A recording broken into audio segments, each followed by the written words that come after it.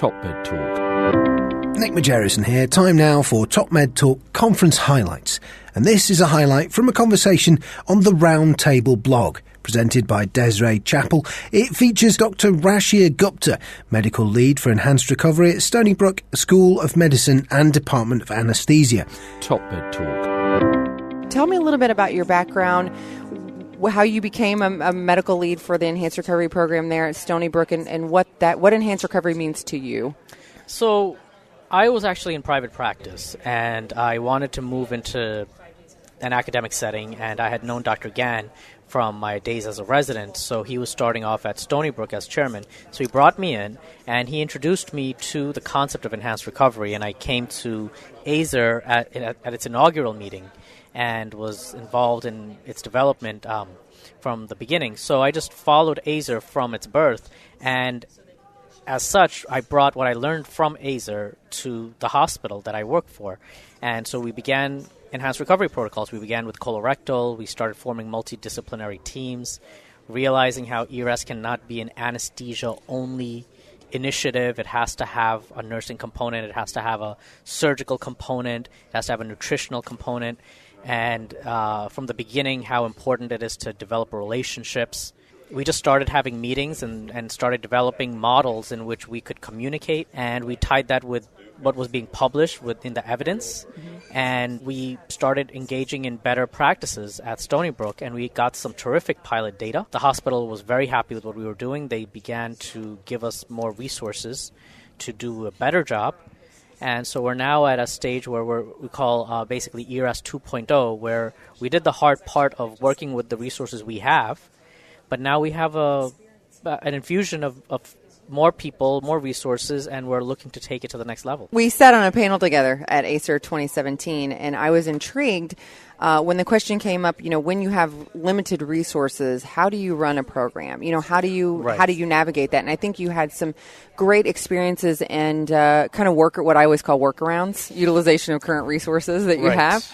So just to give you a little bit more of the background, our hospital's a union hospital. And that does have implications because there is slightly more tribalism. Every group sees themselves as their own entity and not to be messed with by another group. So an anesthesiologist going to a group of nurses and saying, we're going to change practices is not welcomed as much. So what I started doing was basically, instead of having a top-down approach where we tell the nurses what the plan is, having a ground-up approach where we formed a team, a multidisciplinary team, in which we took the different nurses that take care of the patients. So like a council of nurses almost. One nurse from our POS clinic, one nurse from our preoperative holding area, one nurse from our PACU, and one nurse from the main floor where these patients are discharged to, and then our acute pain nurse. So these were our nurses, and then we don't have a PA from the surgical side, so we had a surgeon who was our point person, so that surgeon, and then from anesthesia myself, we would meet regularly. And we would discuss the patient's continuum. Where are we having our challenges? Are we having problems at the POS level? Are we having trouble identifying patients in the holding area that were already flagged by POS that didn't make it there? Something as simple as getting the patient's preoperative Celebrex was a challenge because the surgeon orders it, the POS faxes it over, but then the pharmacy didn't release it because we're electronic in the hospital, but we don't have electronic ordering in the surgeon's office. So that's not something you can discuss over email. Right. And it's definitely not something you can figure out on your own. So that council figured out what the best process was. But the best part of this council wasn't what we got accomplished. It was the way we did it. The fact that we identified problems and everybody was at the table. There was no head. There was a round table. And everybody was at an equal footing. That's what made the biggest difference, because the nurses felt that, look, even if we can't figure out this process tomorrow, these guys want it to work, and I can't let the baton fall. I wish I could pay royalty fees for every time I use the Council of Nurses. And whenever I'm $5. I know, right? I mean, I think it's a great idea. I mean, I think it's a true testament to multidisciplinary approach to care. It's getting all the voices heard and how you do it. Top Med Talk.